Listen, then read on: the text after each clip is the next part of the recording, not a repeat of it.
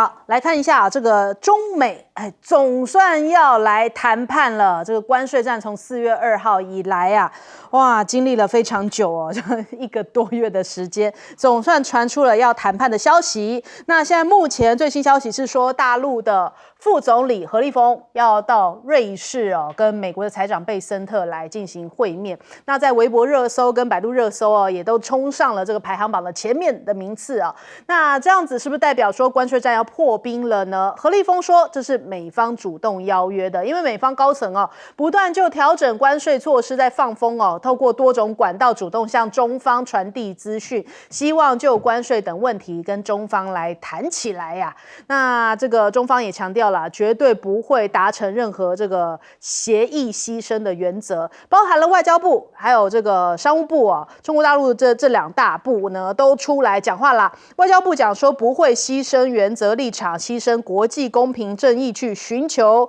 达成任何协议。那商务部也是说，在充分考虑全球期待、中方利益以及美国业者和消费者呼吁的基础上，中方决定同意与美方接触哦。所以红线先画给你，立场先告诉你，就是我们是因应着还有一些来自美国业界的一些期待，以及全球也希望说中美双方是不是能够坐下来谈，否则这个中国大陆它气很长啊，还有的跟你熬哦。那被问到说到底是谁主动的呢？当然也有美国的媒体很好奇去问了这个贝森特嘛，结果呢，哎呀，含糊其辞，他说：“没有什么谁先打电话，因为本来都一直在讲说川普在等中方的电话打来嘛。那现在到底谁先打呢？大家会好奇啊，你总要告诉大家个后续嘛。结果他说没有哦，就没有这一通电话，但是突然就谈起来了，妙了吧？那再来，我们看一下哦，对照一下这个川普啊，现在可能看起来，因为传出来是美方主动嘛，他又要讲说，哎呀，这个其实是因为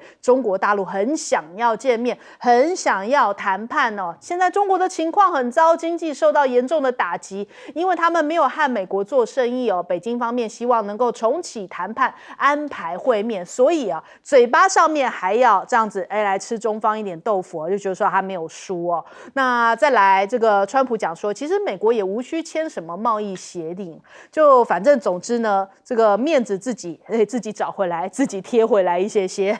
靠嘴巴上面要吃人家豆腐一下。那事隔34天，我们算了一下，从4月3号这个川普宣布对等关税哦，结果呢到现在5月7号终于等到了来自中方的消息。这34天的煎熬当中啊，我们看川普是怎么样的心理转折啊，天天放消息啊，硬蹭中国大陆啊，10天内至少说了11次跟中国在联系，而中国大陆是直到5月7号才接受美国的邀请展开平等的对谈，所以川普说穿了就是嘴硬而已哦。那再来看到了这个中国大陆呢，也在去跟美方谈判之前呢，今天看到一系列的一些关于金融上面的措施哦，比方说中国大陆宣布了降准又降息哦，央行总裁一口气宣布10大措施哦，包含了降低存款准备金啊，还有完善存款的准备金制度，下调这些政策利率，以及结构性贷款哦，总共10项措施呢，就是要这个因应这个接下来对于美方的一些这个算是经贸战啊，全面性的开打，要先稳住自己本身大陆的经济状况哦，而且呢，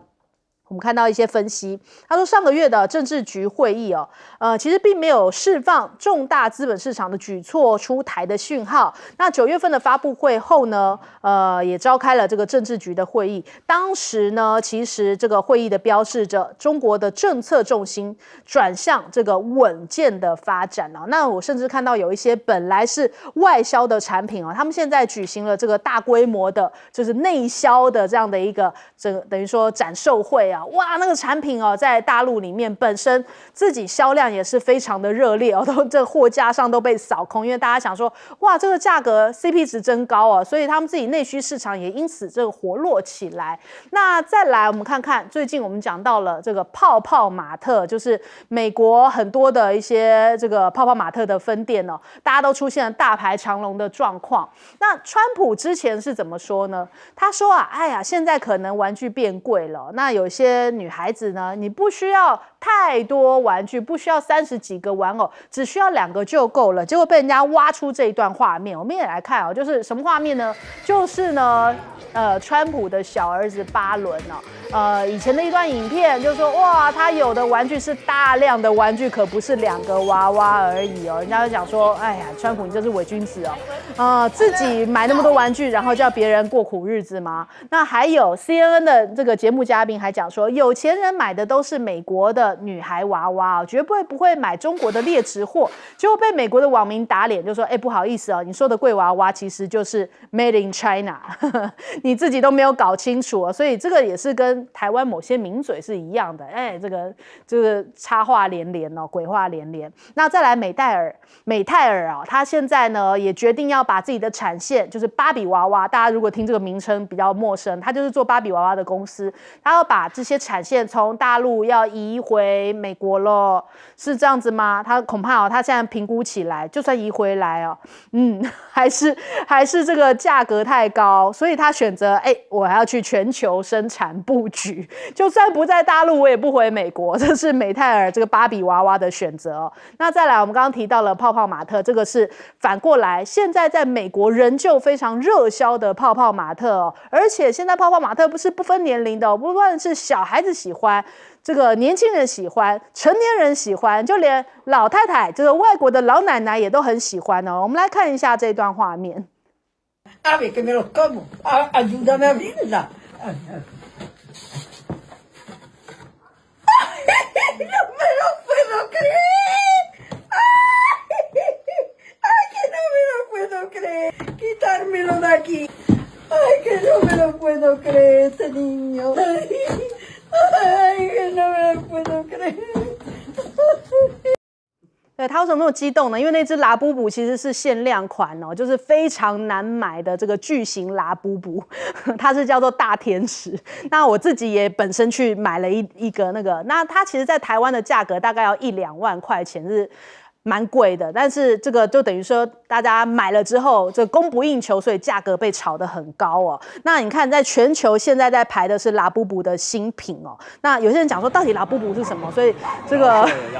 拉布布是什么呢？拉布布其实就是因为这个 K-pop 而红的一个这个玩偶哦，所以现在推出了第3代，全球都在风靡排队，然后包含了洛杉矶哦，也是这个门店外面凌晨4点就开始出现等候。那我今天特别是带来我自己的拉布布，这一只，对，这一只就是拉布布，但是我这是第2代，我第3代我也没有买到哦。特别来宾，好，那我们先问一下这个介老师。我想这一次美方啊，在他一直跟中国大陆提出要求之后，中国大陆选择在这个时机啊，跟美方进行接触了啊。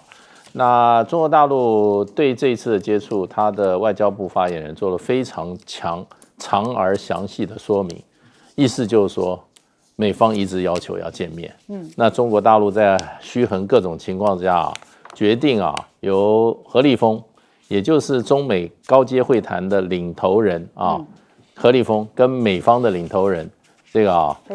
贝森特2个在很奇怪，在这个不是在瑞士见面。然后呢，这一次何立峰事实上他在去瑞士，他是有他本来就既定好的行程。然后呢，除了要跟这个瑞士的相关部门接触以外他完了以后，他也有一个既定行程，他要再到法国。跟法国有一个高层的这个双方的经济会谈，所以等于说是美方要配合何立峰的行程，那么在这个瑞士跟何立峰见面，那可想而知不可能有结果，只会先有一个双方一个初步的一个接触了。那这个对美方来讲，不管川普怎么讲我想问一个川普一个问题，就是为什么你所有的贸易谈判都在华府谈，人家都要华府去谈？怎么现在你跟中国大陆的谈判，你要把你的贝森特派到瑞士去？对，这就表示说美方有求于中国大陆嘛。对。那不过中国大陆说实话也算是蛮客气的，没有说叫贝森特到北京去谈。对，这个已经是对美国已经是客气了这个也是，我觉得我们中国人就是一个中庸，基本上不会做的太绝、太激烈所以基本上就是说，大家那就你何立峰正好要到欧洲，你们就把那个点名了，等于是点名贝森特去跟何立峰谈。那何立峰事实上他是可以直通，当然直通习近平主席的，他的位置非常的高啊，而且很多经贸政策，很多可能就是说，不管是贸易啊，或者是财政啊，或者经济啊、商务的部分哈，何立峰是他们的这个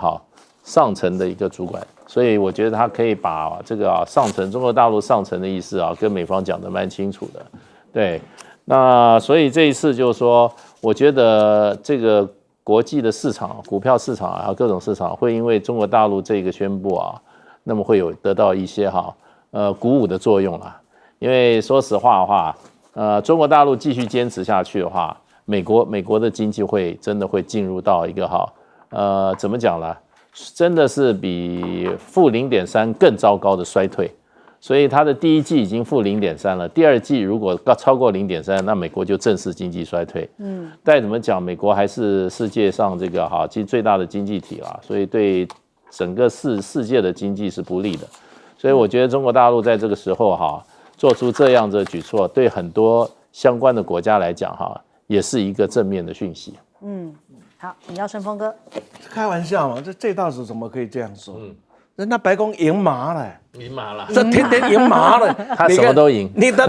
白宫每天的那个消息就这样，又赢了105次麻了，又来，现在106次麻了，人家赢麻。白宫的字典没有输这个字，人家赢麻了，你们怎么可以这样讲呢？真是的，这个全世界都知道啊，这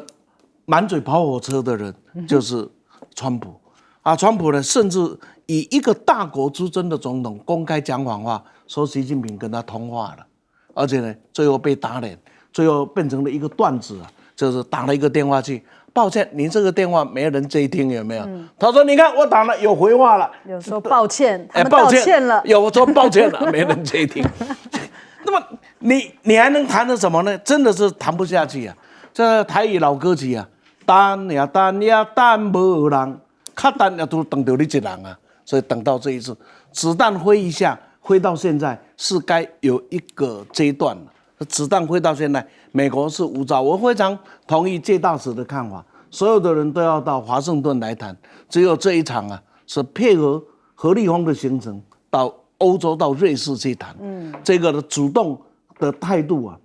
随子随从的态度已经看得很清楚了。那全世界呢，也很焦虑。是这样讲，这焦虑人说：“哎呀，还好有一个中国党在前面，但是党到什么时候呢？这总不能这样撑下去。所以子弹飞到这个时候，需要有一个表态。那么各位应该也注意到，就是外交部这一次会谈之前，花了那么长的时间去做各种解释啊。为什么？因为怕那个赢麻的家伙啊，又要乱说一通了。所以呢，画下这一件，这是在大国谈判里面很少有这样子的。就是说谈以前，然后呢，外交单位说这先把都讲好了。为什么？因为怕有人又满嘴跑火车。假如一个世界大国的总统做到如此的地步啊，是真的是令人摇头叹息。那最起码中国大陆里面态度非常的清楚3件事情。第一个，符合世界的期待，这个是对的，因为这2个大国这样撑下去啊，大家都很痛苦。虽然有人顶着，那顶着还是受伤的，大陆也是在受伤中啊，这是一个。那第二个呢，态度是很坚决，中国的利益。就我没有讲什么大听大话，满足世界的期待。他不说满足世界的利益哦，满足世界的期待，满足了谁？满足了我中国的利益。第3个，我们必须要考虑到美国的企业界跟消费者。那企业界消费者跟中国大陆利益是息息相关的，所以从这样的一个角度来看呢，非常清楚的知道中国大陆在这一次的布局里是有为有据啊，这个进退是非常的有据。那么赢麻了，这一次大概真的会麻了。但是呢，我也同意，这只是一个开始，不就是这样结束了。但是世界上大家总是觉得松了一口气了。为什么？因为有谈总比没有谈是好多了。34天的高压哦，现在总算看到了这个中美双方坐下来谈。我们来问舰长。我们之前啊谈到这个有关于谈判的策略的时候，我们就提出，其实如果要谈判的话，先创造一个僵局。这个僵局是谁创造的？就是川普创造的。然后呢，创造之后，他必须要让双方都相信啊，经过谈判才能够解决僵局。其实，川普对于其他国家不是这样，是我命令你该怎么样就怎么样，该升值就升值，该把台积电拿来就台积电拿来，没那么多意见的。可是，只有中国大陆，它必须要经过会谈才能够解决这个僵局啊。那面对这个僵局呢，其实我们来看看有关于中国大陆的说法啊，也就是说，美国采取了一连串违规无理的单边关税，然后严重冲击了全世界的一个经贸关系，然后其实大家都受伤。那在这个里面，为什么我们看到啊，中国要不断的强调中国不跪，中国不退？那当然是中国准备好了。除了中国准备好之外，另外很重要的因素啊，在于说，其实中国早就已经掂量过自己。其实也就是这个世界上面重要的世界工厂，也是重要的世界市场，所以没有人能缺这一块啊。所以我们常常在讲啊，说到底是谁眨眼了？我们刚刚无论是盛峰老师或者是介大使都已经讲了，真正先眨眼的是谁？就是美国，所以他才愿意到瑞士去进行谈判了。那但是呢，中国大陆已经把红线画在那边了。什么样的红线呢？也就是相互尊重、平等协商。如果要打的话，我们已经看到了，刚刚主持人讲到了43天，那大家就可以继续下去。但是如果要谈的话，也就是我们看到即将开始的这个谈判，中国大陆门是敞开的，那但是绝对不接受美国，尤其是川普啊，他再继续的讲一套说一套，然后用这种讹诈的方法，然后来应对中国的话，其实他在这里面是捡不到什么好处的。不过我们讲到这里啊，那我们刚刚还有讲到这些有关于内需产业的部分啊，其实这真正最大宗的生产商。其实都是中国大陆，所以我们这样讲，其实美国的受伤可能比中国大陆还重得多。为什么？因为有存货啊。现在美国为什么愿意谈？因为他很清楚存货要用完。好，我们先休息一下，广告之后马上回来。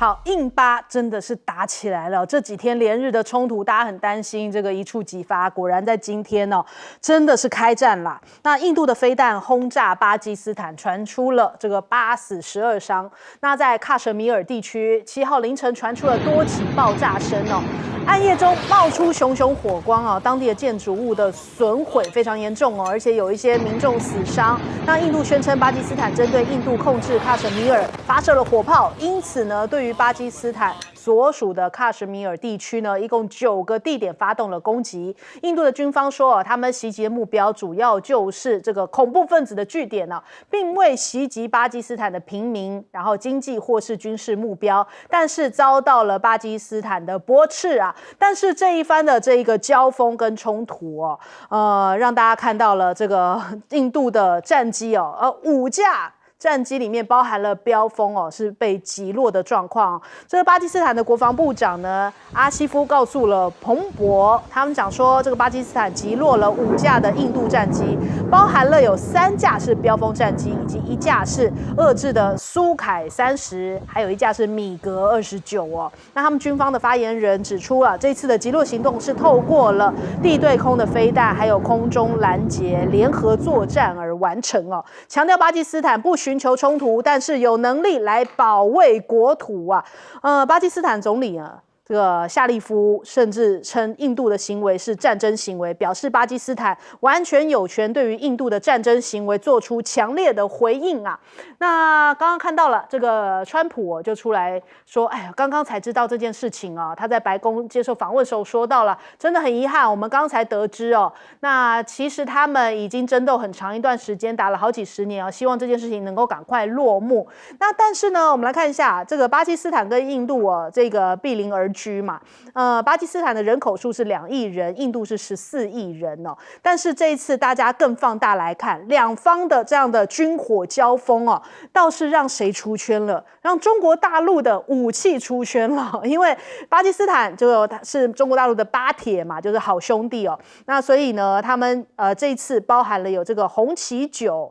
外销版，以及这个防盾2000，然后这个歼10 C1等相关的这个中国大陆的一些武器哦，所以这个是让他们成功可以拦截印度的一些战机啊，包含标风甚至都被拦截下来给击落了哟。所以哇，这个消息一出，使得这个中国大陆的军工股为之飙涨啊，这股价就为之上升哦。那另外印度方面的话，他的好朋友就是俄罗斯嘛，那美国当然也是站在比较挺印度的立场哦。这一回出动的这个米格29跟这个苏凯30呢，人家看到说好像中俄现在非常要好，但是呢，他们分别是买这个俄罗斯或是中国大陆的军火，所以看到了是中俄的军火在空中的这样子的一个决战哦。所以人家说，其实反倒是看到后面的大国角力哦。但是现在这个美国的角色又更显尴尬了，因为他好像也无力调停，所以本来是巴基斯坦跟印度是想要找中俄双方来调停这件事情，但现在看起来这个战火已经触发了。那再来看到了川普的内外夹击哦，当他面对到这个加拿大的新任总理的时候，他又再提了第51州这件事情哦，但是他的回应，这个现在加拿大新任总理不像杜鲁道了。我们来看看他们的这个交谈。You have said that Canada should become the 51st state. Yeah. No. Well, I still believe that, but you know, it takes two to tango, right? Well, if I may, as you know from real estate, there are some places that are never for sale. That's true. We're sitting in one right now. Last several months, it's not for sale. Won't be for sale ever. When you consider what Mr. Carney just said, that Canada is not for sale, does this make the discussion a little more difficult to start on? No, not at all. No, not at all. No, time will tell. It's only time. 场面挺尴尬的。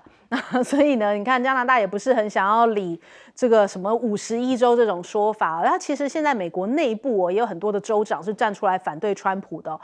根据报道就讲到说，有6位州长联名批评川普的关税，其中一位还甚至是共和党的这个佛州的州长是来自共和党的，他同样也是跳出来反川呐。那更不用说加州了，加州是这个站在反川的第一线，甚至还讲说我们加州不是美国啊，就要开放对于中国大陆这样子的一个贸易往来。所以现在这样总加起来已经是有7个州的州长都是反对川普的。再来还有这个多国的政治领袖好像感觉现在提到了川普都是要这个保持距离以策安全呐。比方说我们看到像是加拿大、澳洲的近期的大选都可以看出来，只要是反川的话，都是大胜的结局所以这个全球反川的浪潮正在席卷当中。那有一个人紧张啦。小马可仕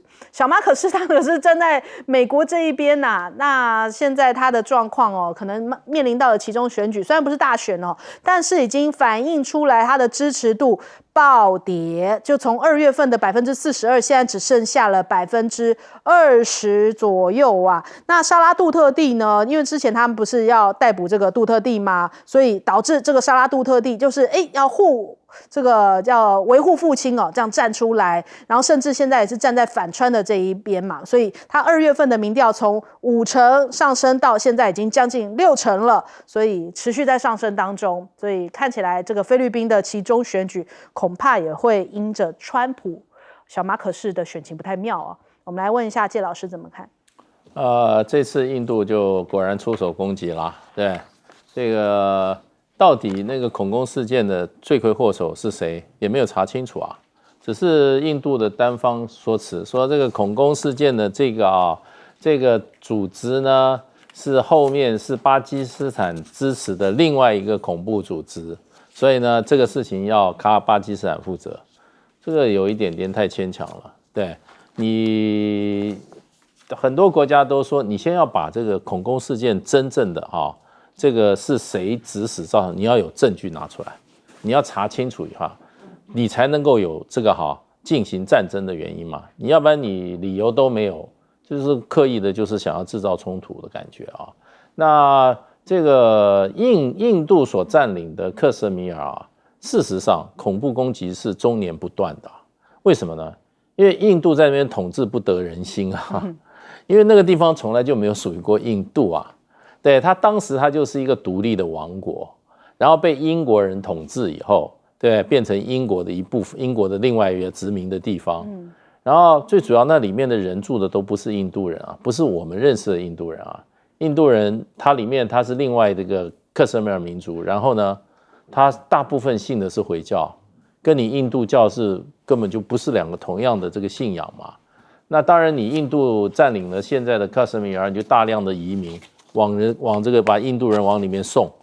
到最后，当然就很多冲突啦。所以里面这种各种的暴力攻击从来没有停过。为什么这次要故意把它搞这么大？我认为跟印度很快就要跟美国签这个贸易协定有关，因为这是一个卖国条约，印度是第一个对美国下跪的。那我觉得莫迪为了怎么样转移注意力，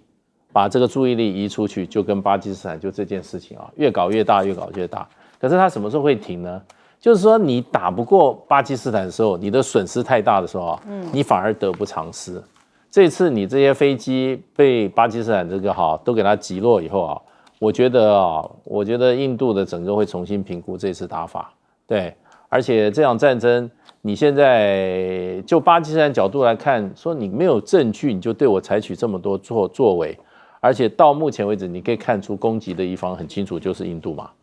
对，正式发动攻击，要采取这些攻击。那另外一方面，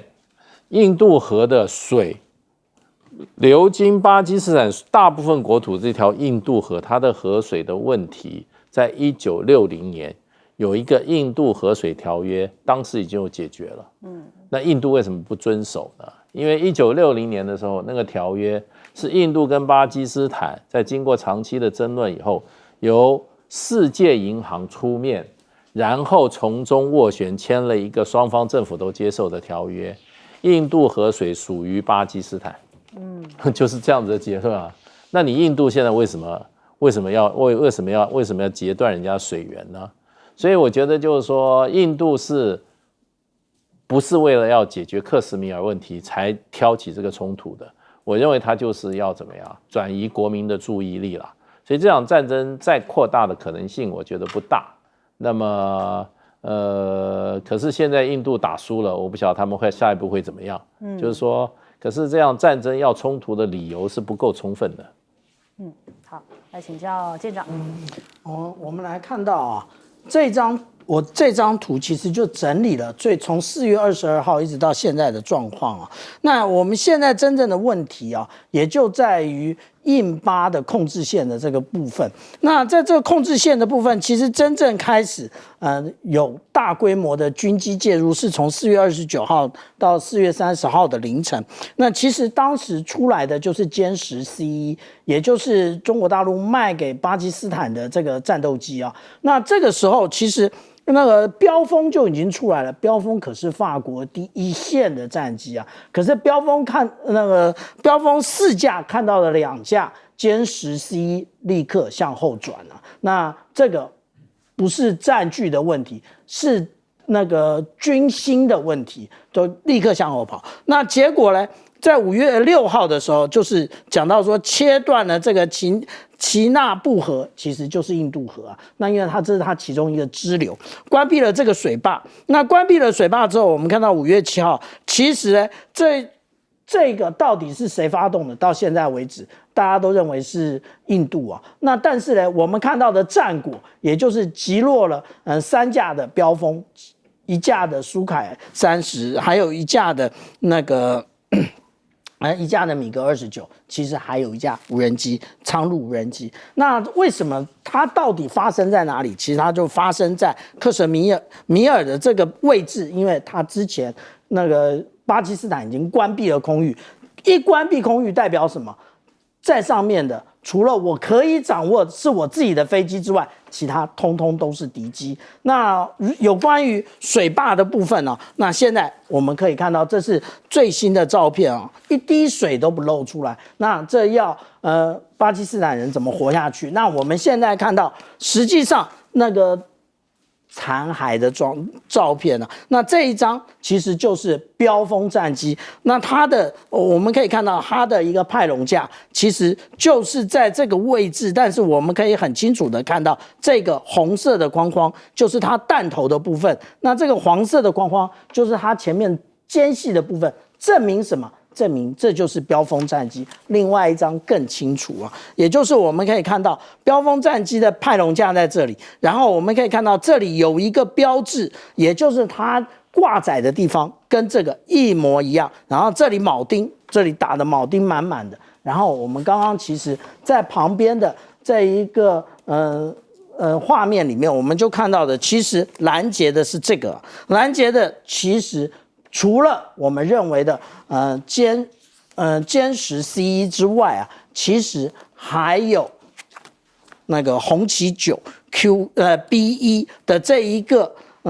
防空飞弹系统。意思是什么？这一次大家尤其是我们台湾很多的军盲一直嫌弃一直觉得中国大陆的装备很烂，这一次证明了真正赢麻了就是中国大陆的军工产业，所以成飞今天的股价一飞冲天。好，来问申峰哥。是这样子啊，这个我们来讲另外一段比较蛮有意思的，在印巴战争当时呢，的东巴还叫东巴基斯坦，现在叫孟加拉。当时之所以这一场战争印度会赢，就是因为它拥有2艘像英国买的航空母舰，然后它用那个垂直的这个舰载机，然后到那里进行了攻击，这使得呢这个印巴战争里面呢，那巴基斯坦败了。所以呢，他们觉得航空母舰对印度讲起来是极为重要的战略，因为他们曾经赢过胜利。这一次呢，他把自己做出来的亚特格兰号的航空母舰也派出去了，然后派到了另外一边。结果呢，一到了之后啊，20个小时就返航了。不像以前是到了那里，然后执行任务，赢得胜利。为什么返航？因为他忽然发现眼睛不见了，什么意思？因为被电子战了，还有呢，被整个的飞弹锁定了之后啊，印度一想，假如航空母舰再受伤啊，那这一场仗大概就可以结束了。那再过来呢，我们来看看这个所有的武器都是实战去比较出来的。幻象机的地位就是中东战争里面建立出来的。当时的中东战争啊，用了幻象机，赢得真的赢麻了。所以那时候的达收的幻象机销路非常的好，包含我们当时在买不到的时候，已经买到了幻象了。所以幻象一直是蛮有地位的。我们再来看看法国还有一个武器叫做灰夷火箭呢，各位还记得，在英国阿根廷战争的时候啊，这个福克兰群岛战争的时候，那么法国曾经用灰夷灰弹打沉了一艘阿根廷的这个军舰了。哇，从此以后全世界疯买灰夷啊，因为一个火箭就可以打下来了。那这一次呢，在印巴战争里面，这是印巴战争里面呢，也很有意思。不管怎么说，中国大陆这一次用的飞机实习，用的这个电子预警机，用的导弹，用的地对空、空对空的导弹，用的电子控制，还有用的卫星啊。这个买的武器，当然卫星要一起轰重嘛。这个一比较一下来的结果，显然俄罗斯的、美国的，还有法国的，那么跟中国的武器，这一次实际在印巴打了一仗啊，终于印证了一句话。就是耿爽在联合国里面回答，因为当时不是讲说中国支持了俄罗斯去打这一仗吗？耿爽说，假如中国支持的话，战争的结果不是这个样子，应该可以用这里来获得的印证了。OK， 好，我们先休息一下，广告之后马上回来。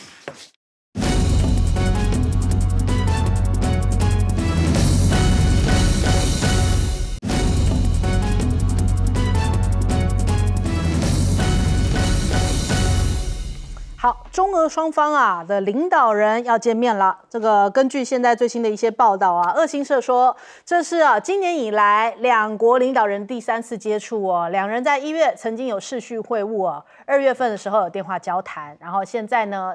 现在俄罗斯各界都在欢迎中国国家主席习近平即将要到访哦，也就代表着中俄的关系要更深化合作啦。那克公讲说呢，在8号的时候双方会见面，而且要签署联合声明，1对1喝茶。那这个中俄峰会哦，近年来都是用这种形式来交流，在茶叙期间呢，都会谈到两国的战略协作当中最重要最关键的议题啊，也会触及那些微妙敏感的问题哦。那讲得很玄秘，但是呢，就看得出来这个其实中俄是越走越近啊，并没有因为之前川普不是一番操作吗？说他跟俄罗斯才是真的要好啊，俄罗斯又看得很清楚，说中国大陆才是他们长期的朋友哦。那不只是这一次的访问哦，说接下来呢，普丁还定在8月底9月初的时候也要去中国大陆访问哦。那 CNN 就讲说，趁着这个川普引发全球的乱流哦，习近平访俄罗斯实现了2个目的，就是向国际社会释放出来稳定跟幸运这2个讯号，就是现在跟中国大陆的这个交流来往才是比较可以长久稳定，不像川普这样变来变去哦。那另外呢，还有这个习近平呢抵达莫斯科之前，他也在俄罗斯报发明了这个署名文章，坚决反对一切形式的霸权主义跟强权政治哦。他最近每次的这个出访呢，其实也都会伴随着这样子的一个署名文章在该国的这个报纸上面啊，或者是媒体上面刊登出来，也都是在间接的向美方喊话。那另外我们看一下这个中俄的合作，他们其实要讨论的就包含了西伯利亚力量2号哦，就是天然气的合作，还有北极航线的开发呀。也就是说呢，现在其实看出来，在这个国际变局当中，中俄元首的会面呢，也代表着接下来更坚韧的合作架构哦，不论是在贸易上面，不论是在军事上面呢，都有信心一起来面对外部的挑战。那还有其实欧洲现在也很聪明啊，看得出现在的局势如何，所以呢，欧洲啊，看到了美国又要对欧洲课这样子的一个关税嘛，现在统计数据出来了，这场贸易大战恐怕会令欧盟对美的5490亿欧元的出口额有97%会受到打击影响啊，关税的金额总计达到1000亿欧元，所以欧洲现在非常生气哦。欧盟的贸易首长就呛川普说关税不公啊，准备要进行相对应的反制，而且这个反制预估大概是1000亿欧元的关税报复啊。现在还有转向要向中国大陆，我们就一起抱团吧，就是我们可以全世界的贸易减1就减掉美国，干脆就是避开美国嘛。美国既然要对世界开地图炮的话，现在世界各国反倒是走向中国大陆，这走得更近，为着这个贸易的交流哦。那你看到了习近平跟欧洲理事主席科斯塔还有冯德莱恩有互致贺电庆祝中欧建交50周年，他还讲到坚持多边主义，还有捍卫公平正义，反对单边霸凌哦。大陆的外交部也讲了，就是除了这样子的一个互致贺电之外，也现在有一个重大决议哦，就是中方跟欧洲议会决定相互取消交往限制哦，也就是说接下来中欧之间的往来会更加的密切。习近平还致电祝贺了德国总理新任的德国总理默兹当选的这件事情哦，所以是不是也代表着，因为德国这是欧洲的著名的制造业的大国嘛，那看起来中欧也是被美国越打越靠近，那中俄同样也是哦。那首先我们来请教一下介老师怎么看？对，其实习近平去俄罗斯访问他除了去参加这次俄罗斯的所谓的卫国战争胜利70周年纪念，他还要做国事访问，这是最高规格的访问了。国事访问是国与国之间领导人之间最高规格的。前2天，对，7月8号7号8号是国事访问，那就是专谈双边关系的。9号参加卫国战争的胜利纪念日的话，那也是仪式性比较强。那不过就是说去参加阅兵的中国大陆的仪仗队也参加了，是表示对这个俄罗斯啊的一个肯定啦。我想先讲就是说参加卫国战争这个80周年纪念日啊，就是说双方都很同意，就是说2次大战缔结的这个之后哈，这个所谓的缔结的国际关系的基础哈，是必须要珍惜跟保存的。那么很多国家想要去翻这个2次大战的这个战后的结果的这个账是不会得到起码中日两国的支持的。那尤其在对于说这个领土方面的决议的话，事实上的话，这个讲的都很清楚。那像日本的领土就是只给予日本的4个岛，以外都不是日本的，所以这个而且这个说必须对于这个战争的这些发起国家，包括什么？包括德国跟日本进行很多这种制裁跟限制，这都是2次大战以后这个2次大战的这个胜利国方的一些最重要的战争成果，必须要保存啦。我想这个如果这个现在美国有一点在变化。美国现在把这个2次大战的2个罪魁祸首的国家当做他的身边2头鹰犬，在破坏这个2次大战秩序我想可能遇到的最大阻力就是俄罗斯跟中国两国的联手的反应。这个对于这个现有的国际秩序来讲是有很强大的稳定作用的。因为美国它是一个岛国，我为什么说美国是一个岛国？美国心态上它就是岛国，它是独立于欧亚非大陆以外的一个岛国，所以呢，他常常跟英国人一样，就是怎么样，就把欧亚非大陆这些大陆国家都给他搞乱对这个岛国来讲是最安全的。所以美国常常在所以他才会怎么样？他建构的国际秩序他反过来又把它破坏掉，完全要依什么样的一个国际形势一个大秩序对他有利。所以现在的话，就是说，对于在这个欧亚非大陆上的国家来讲只要有2个国家是采取一致立场的话，这个欧亚非大陆就不会乱，这就是中国跟俄罗斯。所以我想这个目前就是说大陆跟俄罗斯的这样子的一个在很多基本问题上的一个共同看法，其实说实话是世界上一个稳定很重要的因素，很重要一个稳定的因素。那所以就变成这次的这个其实习近平跟主席跟这个普丁的会面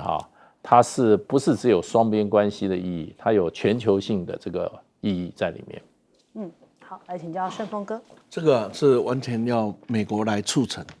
事实上，中俄这数百年来是恩怨情仇而且可能仇都比情来得多，怨比恩来得多那这一个你可以看到整个中国当时的战略部署是防俄跟防日这是最重要的战略部署。那从这个角度来看，现在呢，俄罗斯跟中国走成今天这个样子只有一个人促成的，就是美国促成。尤其是俄乌战争更促成的如此。那现在呢，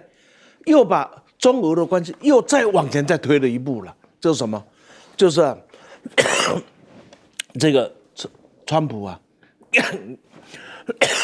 拿了一支大棒卡到征讨，这些人被攻击转征讨这一个人要打遍全世界。这个时候，俄罗斯因为俄乌战争被制裁，那中国大陆在这一次里面，显然美国也把中国当作首要的对手，